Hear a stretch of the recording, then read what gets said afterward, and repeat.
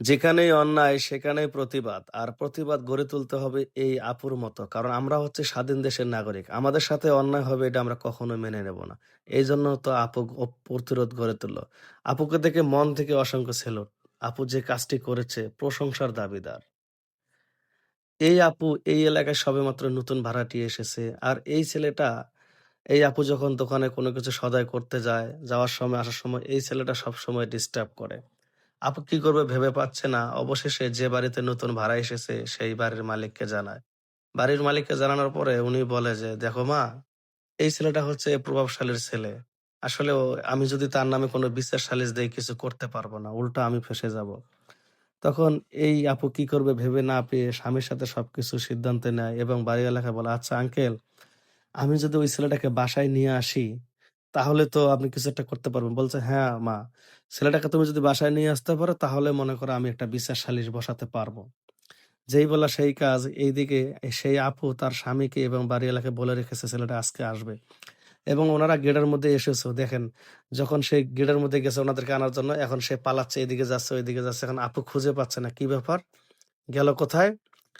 এখন আপু তো পাগল হয়ে গিয়েছে যে এ কি কোন দিক দিয়ে পালিয়ে গেল নাকি? এখন দেখে যে না পালিয়ে যায় নাই, সে সোফার নিচে। এখন আপু বলতেছে, "পালাচ্ছ কেন?" এখন সে বলতেছে, আপু, আপু আমার অনেক ভুল হয়েছে। আমি আপনাকে আর কোনদিন ডিস্টার্ব করব না। প্লিজ আপনি আপনার স্বামীকে আর এই যে বাড়িওয়ালা যে আঙ্কেল আছে উনাদেরকে যেতে বলেন। আমি আর কোনদিন এসব করব না। আমার একটা মান-সম্মান আছে। কারণ এই এলাকায় আমাদের একটা প্রভাব আছে। এখন যদি এইভাবে মান-সম্মান যায় তাহলে তো আমার আব্বা আমাকে অনেক বকাবকি করবে। প্লিজ আপু প্লিজ আপনি আমাকে মাফ করে দেন। আমি আর জীবনে এরকম কাজ করব না।" পরে আপু বলতেছে, "মাফ না? যখন রাস্তাঘাটে আমি যাই সবসময় আমাকে তুমি বিরক্ত করো। কেন ভাই? এত বিরক্ত কেন করো? এই এলাকায় নতুন এসেছে দেখি, হ্যাঁ? আমি তো এই এলাকায় যে রুম নিয়েছি আমি তো রুম ভাড়া দিয়ে থাকি। আর আমি তো এই দেশের বাইরে কেউ না। আমি তো এই দেশেরই লোক। তাহলে কেন আমার সাথে এরকম করলা বলো?"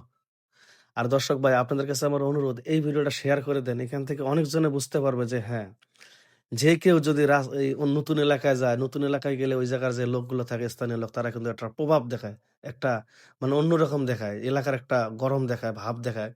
তো এইজন্য ভিডিওটা শেয়ার করে দিয়ে এখান থেকে সবাইকে সচেতন করুন এবং সবাই যেন মানে সাহসিকতার সাথে এইসবের মোকাবেলা করে। তাহলে দেখবেন যে সব জায়গাতে আর এই রকমের কেউ নেতাগিরি করবে না।